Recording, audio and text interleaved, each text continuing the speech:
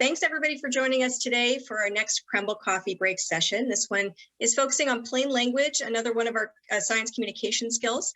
Twain and I work in public affairs for Krembil, and we're very super passionate about science communication and about putting everyone's work in plain language so that we can share it far and wide on social media. And there's lots of other opportunities if we can find ways to use plain language as a skill. So we'll get started for today. And basically what I'm going to do is just give a brief overview, hopefully about 10 minutes or so. And then we've got a couple of brave volunteers. So we're going to do a little interactive workshopping. And then after that, we can take questions. So I hope you're here to have some fun. Starting with, what is plain language? Well, it's a way of communicating that is concise, clear, direct, and mostly accessible. And what that means is that it's language that appeals and engages the most amount of people from a wide variety of audiences. We are looking at little to no jargon, which means scientific or technical terms. Plain language can be understood the first time that it is seen or heard. So think to yourself about how you might explain what you do to a neighbor or a family member who isn't in science and medicine. So how would you explain what you do to them? Plain language uses friendly and familiar words in a conversational tone. And there's also active versus passive voice. So active voice is something like, we ate dinner tonight. Very clear, direct. And the passive version of that would be, dinner was eaten by us tonight. So when we think about science and medicine, some of the ways that you might see the passive voice come out, whether it's in a manuscript or in any sort of communication, things like it was observed, or subjects were instructed to, or data were collected. So things like that, that's using the passive voice as opposed to the active voice and just being very direct about what you're trying to say. A lot of people think of plain language as dumbing down information or oversimplifying it, but I think it's quite the opposite. And in fact, communicating in plain language is really a skill, and it's one that has to be learned, and it's not so easy. So don't be so hard on yourself if you're feeling like it's very overwhelming. It does take time and a lot of effort. So when it comes to plain language, you really have to think to yourself about, who is the audience that I'm trying to reach? What do they need to know and understand? And what do I want them to do with the information?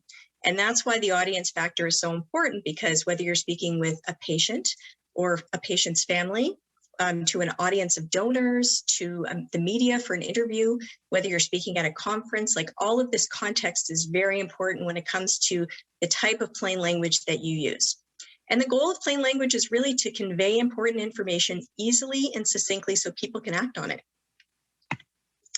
According to the Plain Language Action and Information Network in the US, here is just a small bit from their online dictionary when it comes to using plain language versus scientific jargon. Now, a lot of these words may seem, oversimplified to you, but when you think of dealing with patients or talking to people in your community, some of these words are words that we use every day, but these are some alternate words that we could use instead. For example, instead of utilize, use, attempt, try, disclose, tell, retain, you could say keep. The inception or the start of something. Parameters can also be limits. To terminate something is just to stop it or end it. The function of something is its role. To validate, that's a big one that a lot of people on this session right now will relate to. To validate it is just to confirm it. And my personal favorite, to accomplish something, is really just to do it. So why use plain language? There's many reasons to use plain language, but the Canadian Public Health Association actually defines health literacy as the ability to access, understand, and act on information for health. The reason we bring up health literacy is that, according to a study from the ABC Life Literacy Canada organization, 60% of Canadian adults, have low health literacy. And people with low health literacy are less likely to be able to identify their own medications, understand how to take their medications, the potential side effects, warning labels. They're even less likely to seek a second opinion about their medical care.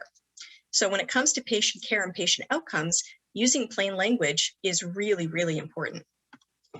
But it's also super important when it comes to the scientific and the research realm too. There was a study that came out from 3M in 2019, and it was a survey. It showed that 32% of Canadians are actually skeptical about science. 44% see scientists as elitist, and 39% would have way more interest in science if it was explained in a way that related to their everyday lives. So think about that for a moment, because that is really a missed opportunity for scientists and researchers in particular when it comes to the important work that you're doing and explaining that in a plain language way to appeal to the most amount of people. Now, of course, these numbers are from 2019 and we've had a pandemic since then, so they may be a little different now. But regardless, there's still a significant amount of the population who feels that they just can't understand or relate to science, and that's a problem. Plain language can lead to better patient outcomes. Study after study has shown this, that if patients understand clearly what is the issue and what they're supposed to do, what instructions they're supposed to follow, their outcomes are improved.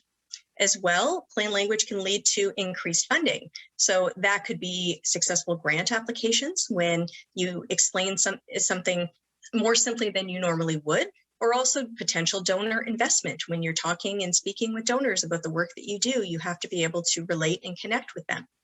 Media opportunities. Media are always looking for subject matter experts and thought leaders who can clearly and concisely simplify complex scientific information. So, you know, as a former journalist, I can tell you it's very difficult to pitch an editor a story about medical research, because they quite often just believe that the story is probably not going to be that interesting. It won't be that visual. And it's really hard for journalists to be able to pitch those types of stories and to do them successfully. So we have to help them. And we have to help them by giving them those plain language summaries so that they understand what is the discovery, why is it important, and what does it mean for patients. Plain language can lead to support for your work, even within the community, and especially advocacy and outreach opportunities. For example, maybe you work in the epilepsy field. There are loads of amazing organizations who would love to have your expertise and thoughtfulness in speaking to their members. But you need to be able to speak in a way that is plain language and can appeal to the most amount of people. And it's, in a thoughtful way. So lots of opportunities. Okay, so we're just going to run through a couple of quick examples. And this first one is a paragraph that I lifted directly from a study that came out last year from Dr. Zadeh and Dr. de Carvalho from Princess Margaret and Krembil Institute. And I'm just going to read it for you. This is the before. This came right from the study. Definitive diagnosis of intracranial tumors relies on tissue specimens obtained by invasive surgery.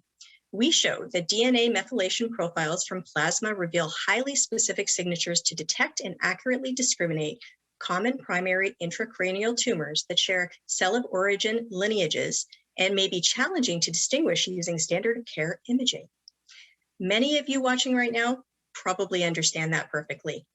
But if you were somebody that isn't in the medical or science field, you might want to go with something like this. And this is the first sentence of a press release that coincided with the release of this study. It was written by my former colleague, Alex, from Public Affairs, who recently retired. And it reads, a simple but highly sensitive blood test has been found to accurately diagnose and classify different types of brain tumors, resulting in more accurate diagnosis, less invasive methods, and better treatment planning for patients. So very curious. You can throw in the chat what you think about that.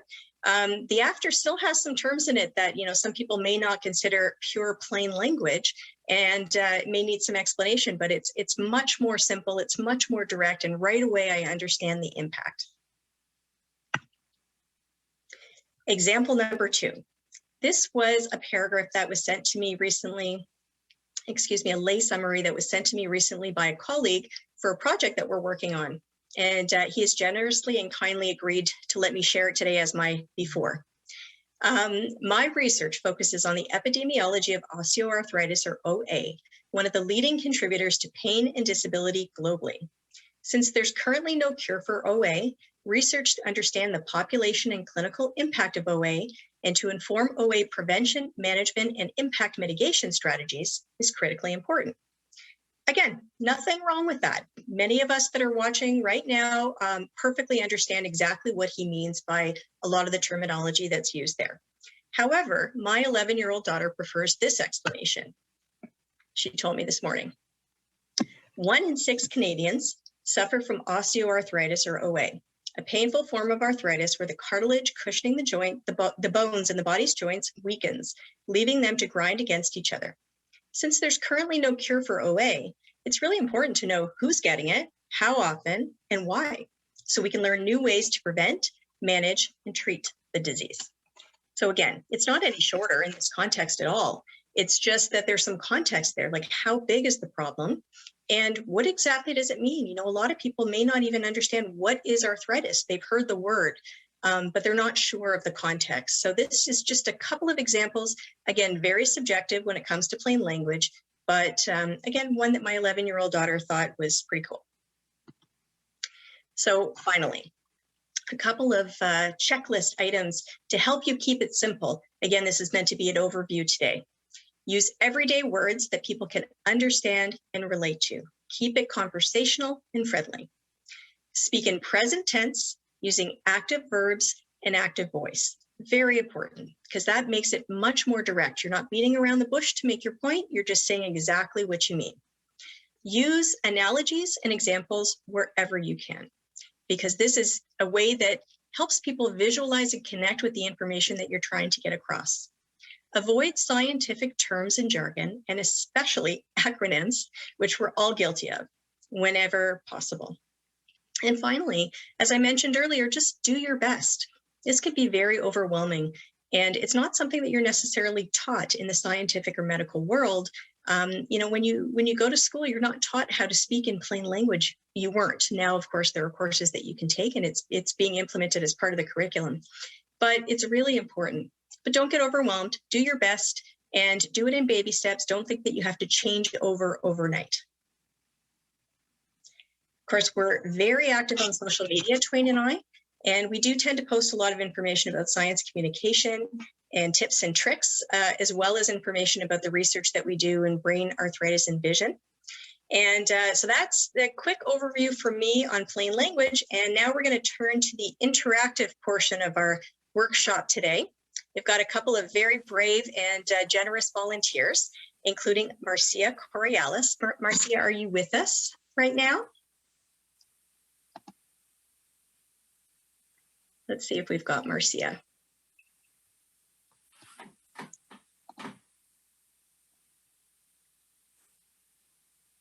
Marcia, are you there? All right. Just in case Marcia is not there. Mary Pat, I'm coming for you. All righty, I'm ready. You're ready, I love it. Okay, so we all know Mary Pat McAndrews. And before we go into a little fun role play that we have, I just want to tell you about a little game show idea that I had that I know Mary Pat's going to be up for. So I saw something recently on a podcast with Tina Fey. And she was speaking with, I think it was Brian Cox, I can't remember, it was a scientist. And essentially she had him explain things to her. And then whenever she didn't understand or thought it was a word that many people wouldn't understand, she buzzed him. And he had to immediately think of another way to explain it. So I thought we might try something today. I know you're always up for some fun, Mary Pat. I am as buzzable as anyone. Exactly. Okay. So Mary Pat McAndrews, clinical neuropsychologist and cognitive neuroscientist. So I'm going to start by buzzing myself because most of us know exactly what you do and what that is, but how would you explain just your title even to somebody in plain language? Sure, happy to do so. So the clinical side, or the neuropsychology side, is looking at people's memory, attention, different kinds of cognitive or thinking functions, and relating that to different kinds of brain activities or processes or diseases. So for example, what probably most people might think about is something like Alzheimer's disease, where that disease really, especially early on, targets memory specifically. So on the clinical side, we can try and use various techniques to help us understand, is this person's memory problem just a regular everyday problem, or is it actually signaling something that's happening in the brain? And what And about on the the cognitive? Yeah. cognitive neuroscience is really an extension of that. It's the other side of the coin, if you will. It's ways of understanding kind of the basic mechanisms of brain behavior relationship. Advise you So, on basic mechanisms. sure. So, essentially, what we try and understand is what parts of the brain or what brain areas or networks are important for being able to accomplish various kinds of thinking tasks. Okay, amazing. So Mary Pat recently was interviewed by Chatelaine magazine about the impact of memory, of brain function and memory as with COVID.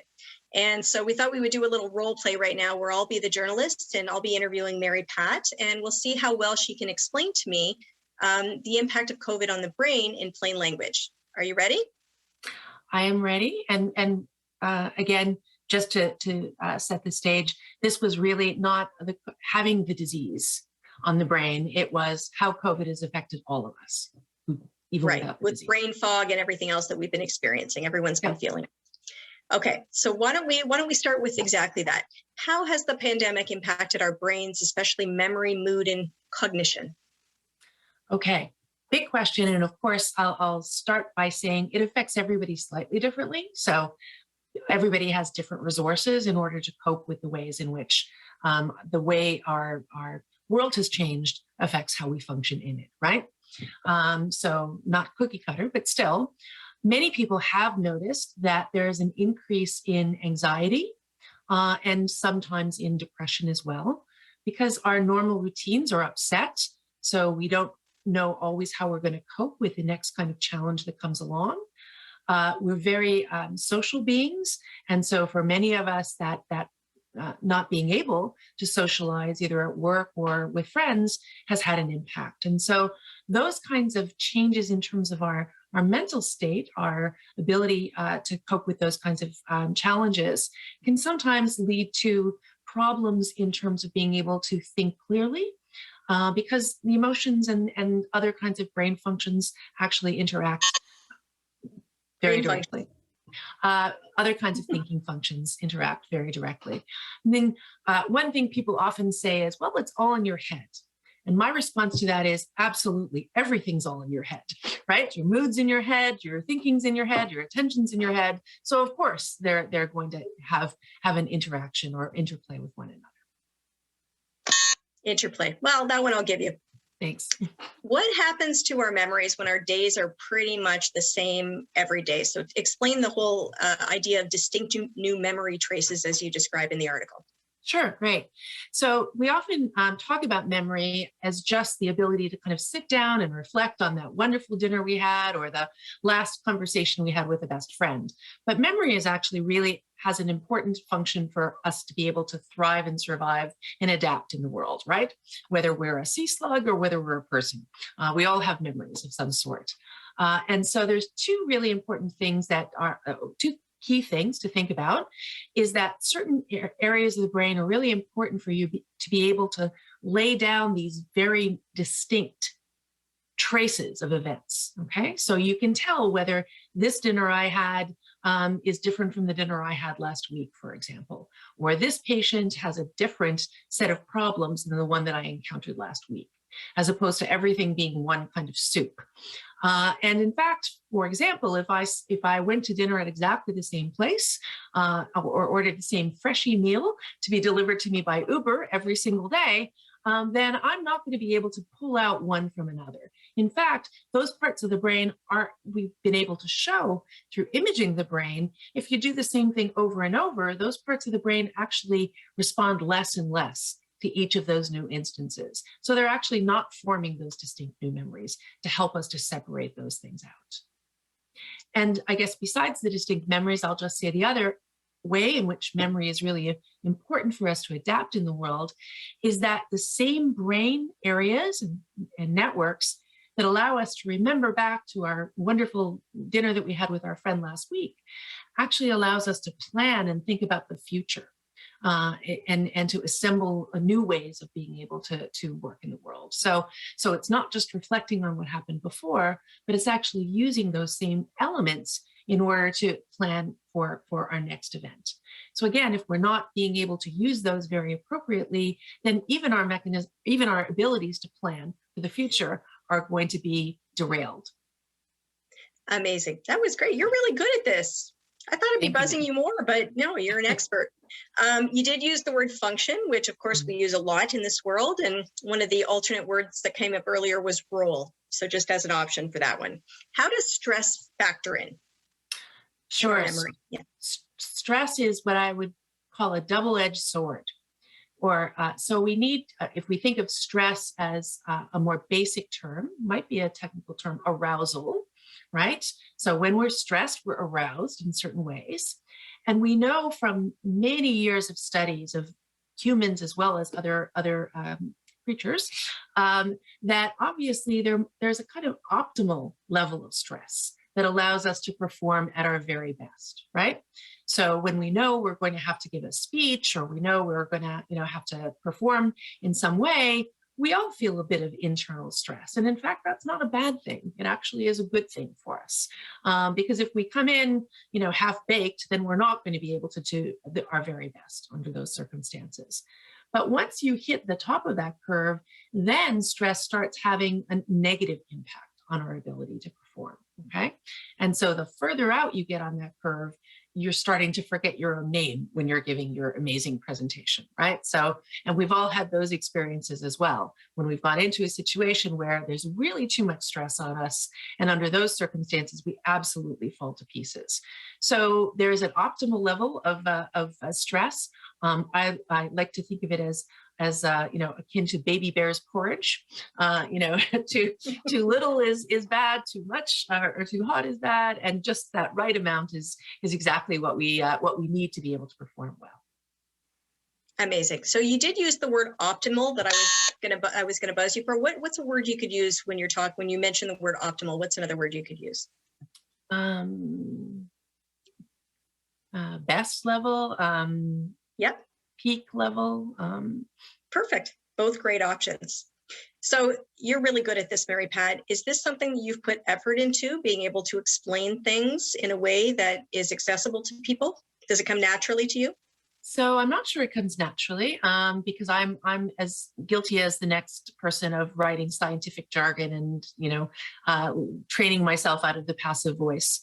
What really has helped me over the years is the clinical side of things, because of course, whenever we do one of our evaluations with a patient, we have to explain to them what our results were, what they mean, and what recommendations follow from that. And so I tell all of my new trainees that the most important thing is plain language. The most important thing is to do the bottom line first and then to elaborate on that. Because there was an old, I don't know if Gary Larson is too old for this crowd, but there was a wonderful Gary Larson cartoon that used to have a dog, with a thought bubble talking to his master, and the master talking to the dog, and all the dog heard was blah, blah, blah, blah, treat, blah, blah, blah, blah. And so, if you're starting to talk in jargon, or you're, meandering around, that's all the patient is hearing too, is blah, blah, blah, blah. So I think really working with individuals at all kinds of, levels of skill and interest and abilities has really honed that capacity in me to try and bring it down to another level. And now it's really important for you to pass that on to your trainees. Absolutely. And in your mind, before I let you go, you talked about how important plain language is, but you have seen it firsthand in those situations and in those interactions with patients. So, what is on the flip side, what happens when we don't have plain language interactions? What can happen with those patients and their outcomes from your experience? Sure. Well, the worst case scenario is that they completely misunderstand what you've said, right? And so if you've said you have this diagnosis and they didn't get that, this is really a problem, because that's the main kind of thing that you want to convey is what's the outcome of all of our investigations tells us this. Here's how we feel confident that that's our understanding, and here are the next steps for you, right? And if they've not gotten that, then really you've wasted your time and theirs. Seriously. And that's why we have those conversations with them, right? Rather than just say, well, something will be posted on your patient portal, just go read that, or, something along those lines.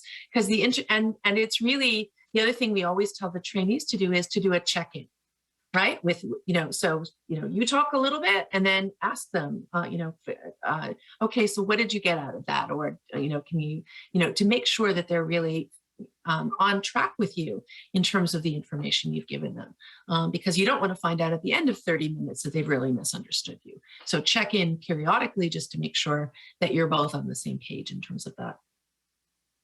And are there any other tips and tricks that you've come across in your career when it comes to plain language and things that you've seen or heard? Yeah, I really resonate to your comments about using metaphors or stories. Narratives are great, right? So this is so old to me because I've told it so many times. But many individuals, especially as you age, have difficulties with learning people's names, learning new names. And there's lots of reasons I can go into why that's true. But I often give this story of working with a patient who had this specific problem after a stroke. And we worked a couple of weeks, and I said, well, it's really helpful. One way people talk about it is to visualize something. Give yourself a good cue. So you can think of my initials, Mary Pat, MP, and maybe you can visualize me as a mounted policeman or, standing as a member of parliament in front of parliament. And he came back after a week and he said, I've got it. I made up my own visual information for you, my own cue for you. And I said, that's great, because all of our theories say it's even better if you make it up yourself. And so he came back and he said, MP, malpractice, which is a very true story, which I thought was fantastic because it had the right, kind of healthcare connotation. I asked him not to say it outside of the room that we were in, but it's a great story. And when you tell that story to a patient, they then understand what you're trying to convey to them, right? If you just kind of use general terminology, it falls flat. If you can give something to anchor it that would make sense in their own experience, that gives all the extra benefits. And it must be so appreciated by the patients as well. I think so. I think it's really helpful for them to kind of get a real sense and have something they can take away with them and pull out to help them understand. Well, thank you. Thanks for being the guinea pig today and always being up for an adventure with us. For sure. I enjoyed it. Thanks. We appreciate it. Okay. Do we have Marcia Coriolis? Let's see if Marcia has had a chance to join us. Twain, I don't know if you can see everybody. I cannot. I'm just looking through the list. That's okay. Something may have come up. This is healthcare and patient care is number one, so that's okay. Okay, so why don't we move on? And if Marcia is able to join us, then that would be great. So I don't know, I haven't had a chance to look in the chat and see if there's any questions yet, but just before we get to that, we are going to have our draw coming up as we have every week. So I'm just going to remind everybody what we have. Twain's been busy writing everybody's name down. He's going to pick out of the jar. We have our Krembil mug, always available and very coveted. We also have UHN and Krembil baseball hats. There we go. And of course, the ever popular Krembil scarves and tie. Christmas is coming up in a few months, if you can believe that. All right. Yeah. So if there's, yeah, let's, I don't think, I can't see anything. So I'm not sure. I don't think there's any questions. So should we go ahead and make the draw? There's no questions just yet. Yeah. So feel free, if you have any last minute questions, just put them in the chat. We're happy to answer them, but I will go ahead and draw from my handwritten notes because I don't have a printer. So let's see here. So exciting. And it is, oh my gosh, if that focuses, it is Dora Ladowski. Ladowski. Congrats. Woo! Excellent, Dora. Congratulations to you. So please contact our office at krembil@uhnresearch.ca and let us know if you would like the mug, the scarf, the baseball hat, or the tie. There's also a notebook and a pen that I think Amy was showing last week as well that I don't have at home to show you, but that is also something that is all yours. So I'm going to butt Thanks. in Sure. and put Dora on the spot, because actually Dora is a postdoc in neuropsychology. So she can, and especially now that you've actually won something, you can reflect on whether or not I was just, or what your experience has been in neuropsychology as you're actually finishing off in September. So you can say what you've learned about plain talk. Sure. Yeah. Certainly, this is something that I think I struggle with, which is one of the reasons I connected today. Is it's something I'm constantly trying to refine and learn. As Mary Pat said, like, well, in psychology, I'm doing research, but I'm also working with patients, and so I think in research you can get you become so insulated with your focus, and then it's easy to forget what the jargon actually is, or kind of assume too much that people kind of are too aware of the language that you've come to be familiar with and use frequently. So I really, have to reiterate that patient work is really centering, and that you realize very quickly which words aren't as accessible, and try to refine that way. So I definitely think it's an evolving skill for me, and I hope to kind of continue to get better at it, because I think it really does make not only the clinical work more accessible, but the science as well. Absolutely. And I think a lot of people have made that point that Twain and I work with as well, is that it's so difficult when you are trained in a language. It's almost like, French and Spanish, like it's apples and oranges, plain language to scientific jargon. And when you're trained in a certain way, and also as when I was speaking with Marcia, she mentioned, even when they take notes and they take, they note the cases as they're doing these surgical referrals and things, everything has to be very scientific in terms of the communication between the clinical staff. So it's very hard to kind of make that switch in your brain when you need to note things a certain way, but then you need to communicate, especially with patients, in a certain way. So I can imagine that is definitely very challenging. And then on the science and research front, Twain and I are always talking to people about the importance of plain language just in communication alone, being able to do media interviews, being able to speak to public outreach audiences, because we're doing more of these events where we're inviting more and more people, more and more young people, high school students that are interested in science, or members of the community that are interested in certain topics. So I think there's also more opportunity to be able to use plain language in these ways than there was before.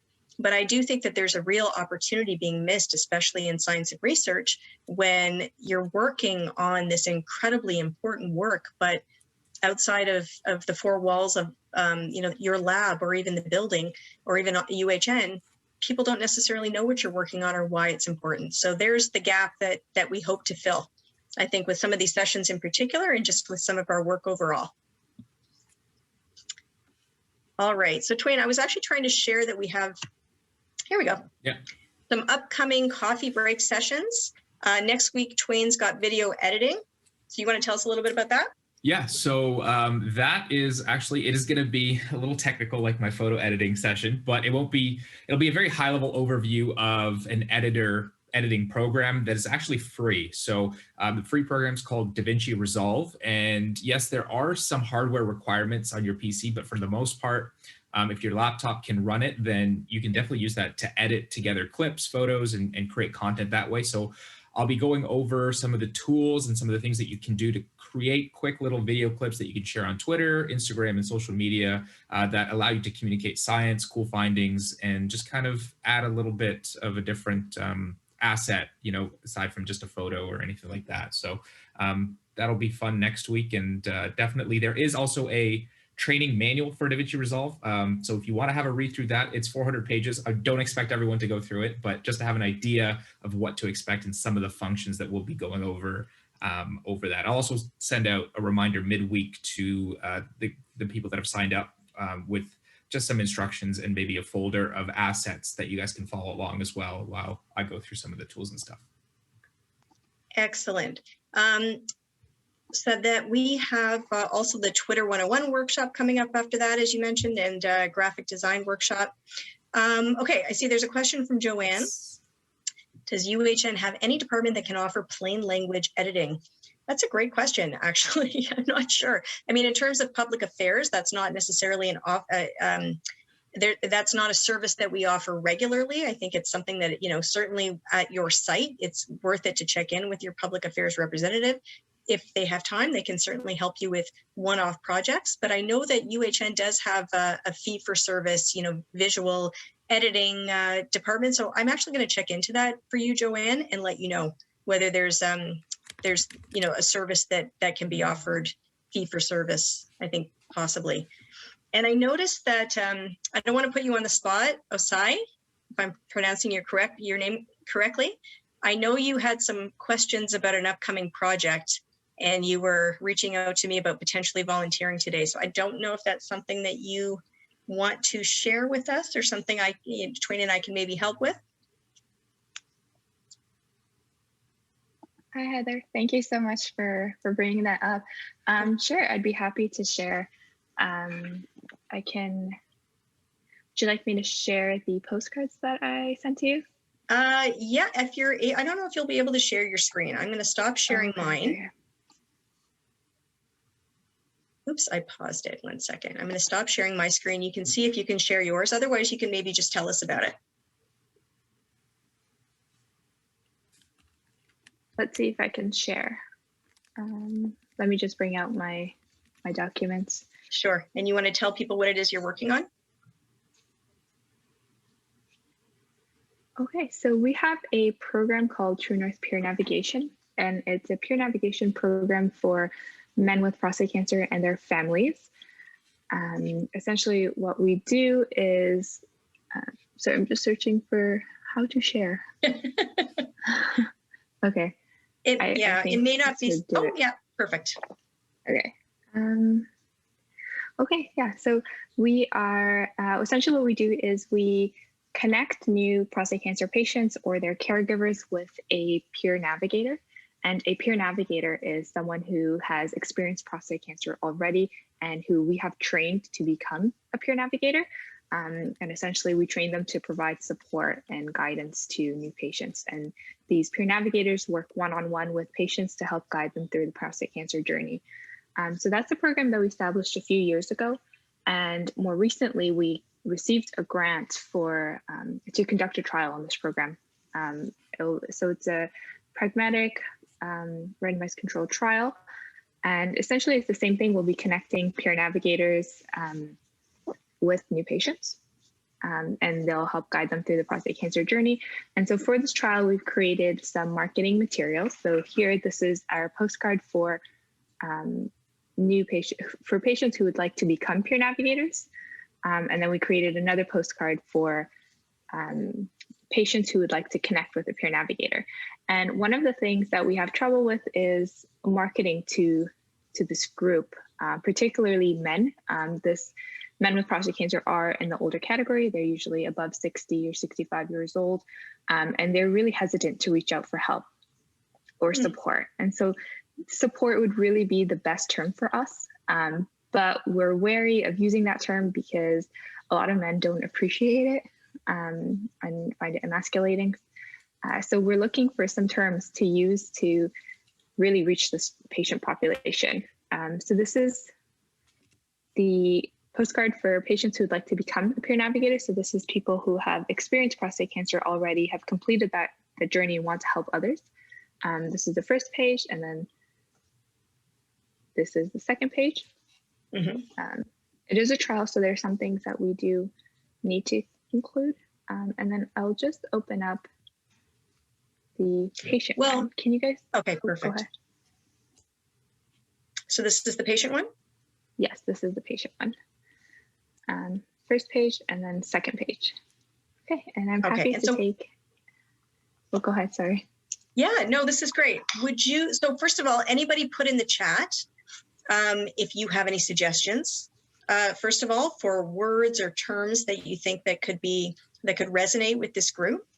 My question though was, where are these postcards going? Like in what venue are they being sent out? Is it social media? Is it like mailings, that sort of thing?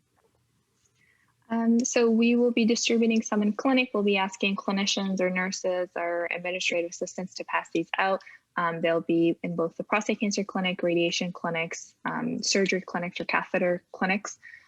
We will also share this on social media. So we have is that essentially the same thing, and we're hoping to post it on Twitter. Okay, great.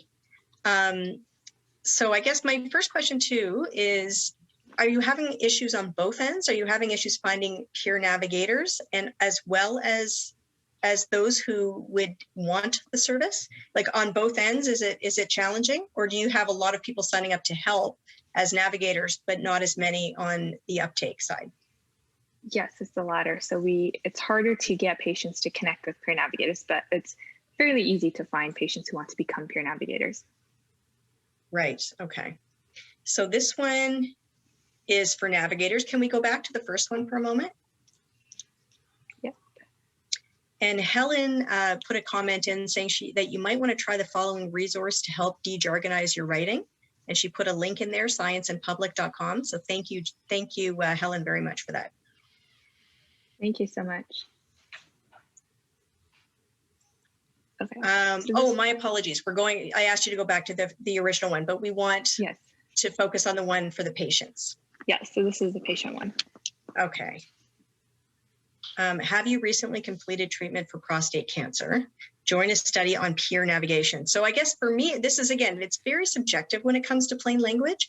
But I also, again, coming from a journalism background, I'm always thinking of the storytelling angle too. Like, what would inspire someone to want to be a part of this, especially, as you say, with the challenges and some of the stigma potentially surrounding this. So join a study on peer navigation. To me, already, that's a little bit wordy, using the words peer navigation in that first sentence. When we're talking about friendly terms and personal terms and things like that. So in my mind, I'm thinking, and I don't know if everybody else can weigh in here, but that you want to shorten it up a little bit. Have you recently completed treatment for prostate cancer? To me, I would flip that, and instead of making that the headline, make that the first line of the tagline underneath. Okay. And I'm just thinking offhand, I don't know if anybody has any other suggestions for what you could put to really grab people's attention and interest them in becoming involved in something like this, or something about the connection. Connect is a great active word. So connect with someone who's recently, or connect with a survivor of prostate cancer. I don't know the terminology that's correct to use there, but something along those lines. And then flipping it and putting, have you recently completed treatment for prostate cancer in the tagline, join this study to access resources to help you recover from treatment. So this is just a bit wordy for me. So this is something we can even work on offline. But it looks like Kara has a suggestion too. Maybe ask the peer navigators who have already volunteered for suggestions about which words might have appealed to them. Excellent suggestion. Mm-hmm. I don't know if anybody else has any suggestions, but to me, it's less words, the better, and more active and connection words, the better. Words like navigation, you can't get away from them, right? Because that's part of what this is, but it's a wordy and a hard word. Were you gonna say something, Twain? No. Oh, sorry. Mary Pat says she agrees the headline should be about what they want. So something along the line, like, do you think that the connection part is something that they would be interested in, like connect with someone who's already been through this? Yes, we actually had postcards for our last phase of the program, and we actually used that term connect. Yeah, connect is a big one. Support. Yeah, Okay. So if you make it as simple as possible, and this is what this session is all about, this plain language, and connecting direct, active, tense, verbs, things that people can relate to. But if you say, can you say connect with a survivor of prostate cancer? Okay. As simple as that.